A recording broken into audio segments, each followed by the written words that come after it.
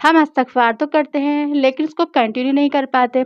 हम स्टार्ट कर देते हैं लेकिन फिर रुक जाते हैं। हम डेली रूटीन में इस्तग़फ़ार नहीं शामिल कर पाते। हमें समझ नहीं आता कि हम किस तरह इस्तग़फ़ार करें। हमें समझ नहीं आता कि इस्तग़फ़ार की मीनिंग क्या है। अस्सलामु अलैकुम, कैसे हैं आप सब लोग? उम्मीद करती हूँ कि आप सब लोग बिल्कुल खैरियत से होंगे। देखिए, अगर आप सबके माइंड में भी ये सारे सवाल चलते रहते हैं और आप स्टार्ट कर देते हैं इस्तग़फ़ार, उसके बाद फिर रुक जाते हैं, या तो आपको लगता है कि कोई फ़ायदा नहीं हो रहा है इसलिए आप रुक जाते हैं, या तो आपको लगता है कि हम इतना ज़्यादा इस्तग़फ़ार कैसे करें।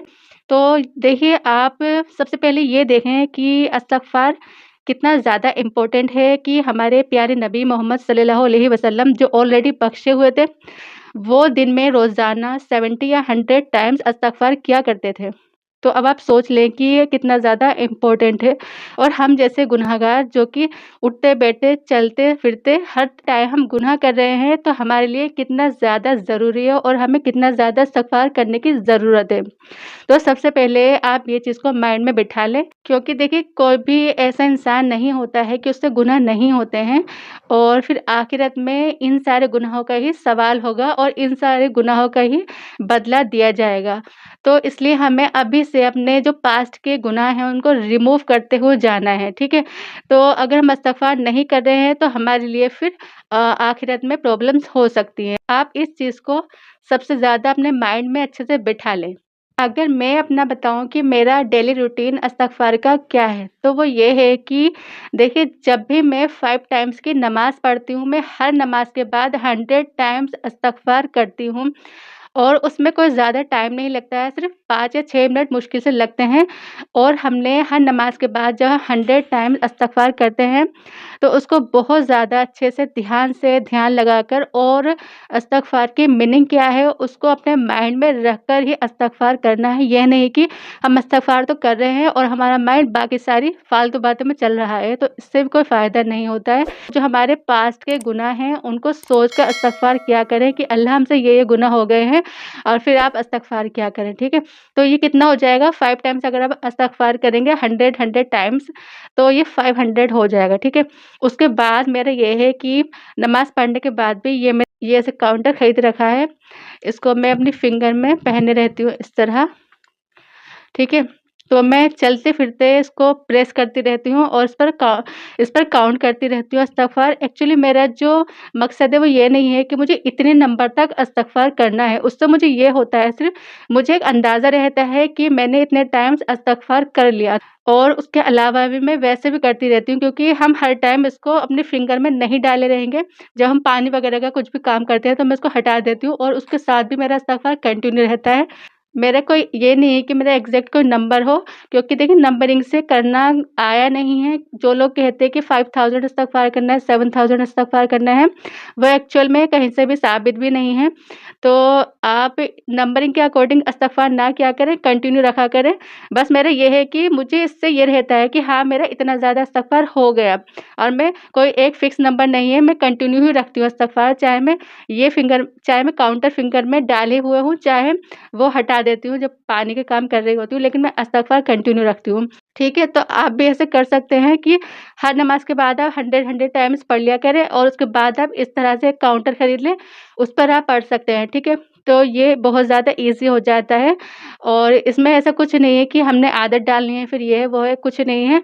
हम चलते-फिरते भी इसको ईज़िली प्रेस कर सकते हैं, और हम कुछ भी काम कर रहे हैं तो हम इस्तग़फ़ार कर सकते हैं फिर। तो आप इस तरह से कर सकते हैं। दूसरी चीज़ ये है कि आप कुरान में देखें तो अल्लाह ने 6 सूरह में इस्तग़फ़ार को मेंशन किया हुआ है, इस्तग़फ़ार के बारे में ज़िक्र किया है, इस्तग़फ़ार करने को कहा है। सूरह अल इमरान में कहा गया है, सूरह अल निसा में कहा गया है, अल माइदा, हूद, अन-नसर, नूह, ये 6 सूरह में इस्तग़फ़ार का ज़िक्र मेंशन है, और अल्लाह ने इस्तग़फ़ार करने को कहा है, और अल्लाह ने कहा है कि जो इस्तग़फ़ार करते हैं तो अल्लाह उनके पिछले गुनाहों को मिटा देता है। तो इसलिए बहुत ज़्यादा ज़रूरी होता है इस्तग़फ़ार करना, और ये इसलिए भी इम्पोर्टेंट होता है क्योंकि देखिए, हम जो भी दुआएँ कर रहे होते हैं अल्लाह से, जब हमारे गुनाह बहुत ज़्यादा होते हैं, तो हमारे गुनाह उस दुआ के बीच में आ जाते हैं, रुकावट बन जाते हैं और हमारी दुआ कबूल नहीं हो पाती है, कबूल होने से रह जाती है। तो इस्तिग़फ़ार का एक मतलब ये भी होता है कि जब हम इस्तिग़फ़ार करते हैं, तो हमारे जो भी पास्ट के गुनाह हैं, वो रिमूव हो जाते हैं और हमारी दुआएँ कबूल होने लग जाती हैं। तो इसलिए भी बहुत ज़्यादा इम्पोर्टेंट होता है कि हमें इस्तिग़फ़ार करते रहना चाहिए। ठीक है, और एक चीज़ और है कि जब भी हम सोने के लिए जाएँ, हम बेड पर बैठें, तो हमने 5 मिनट्स आइज़ क्लोज़ करके और अल्लाह से हमने बातें करनी है। हमने अल्लाह से कहना है, अल्लाह आज के दिन मेरे जो भी गुनाह हुए हैं, वो मुझे बता दे और मेरे सामने ले आ। तो अल्लाह हमें दिखा देता है, हमें याद आने लग जाता है कि हमसे ये गलतियाँ हुई हैं। फिर हमने उन सारे गुनाहों को सोचकर at least 5 minutes eyes close करके इस्तिग़फ़ार करना है, ध्यान करके और अल्लाह से हमें माफ़ी माँगनी है।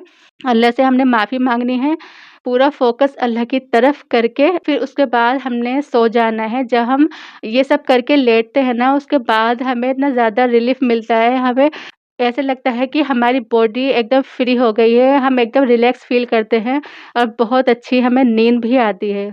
तो आप भी उसी तरीके से इस्तिग़फ़ार कर सकते हैं जैसे मैं करती हूँ और इसमें कोई भी मुश्किल नहीं है, बहुत ईज़ी हो जाता है। मैं रात में जब देखती हूँ काउंटर पे अपने कि मेरा कितना इस्तिग़फ़ार हो गया है, तो अच्छी खासी क्वांटिटी में हो जाता है। ठीक है, तो आप भी इस तरह से इस्तिग़फ़ार किया करें। और तीसरी चीज़ जो इससे होती है, वो ये होती है कि जब हम इस्तिग़फ़ार करने लगते हैं, तो आप इस चीज़ को देखना कि जो भी हमारी प्रॉब्लम्स होती है, लाइफ़ में मसले चल रहे होते हैं, वो ईज़ी होने लग जाते हैं, सॉल्व होने लग जाते हैं। और या ये होता है कि हमारी जो भी टेंशन होती है, जिसकी वजह से हम टेंशन में रह रहे होते हैं, तो ऐसा लगता है कि सारी प्रॉब्लम सॉल्व हो गई हैं, हमें कोई टेंशन ही नहीं लगती, सब कुछ ईज़ी लगने लगता है। ठीक है, तो आप ज़रूर इस्तिग़फ़ार किया करें। और आपको और भी कुछ जानना है इस बारे में, तो आप मुझे कमेंट करके मुझसे पूछ सकते हैं, मुझे बता सकते हैं, मैं इसी से रिलेटेड नेक्स्ट वीडियो बना दूँगी। ठीक है, तो अगर आपको ये वीडियो मेरी हेल्पफुल लगी हो, तो आप मेरे चैनल को सब्सक्राइब कर दें, मेरी वीडियो को लाइक करें, शेयर करें और अब हम मिलते हैं नेक्स्ट वीडियो के साथ। तब तक के लिए अल्लाह हाफ़िज़।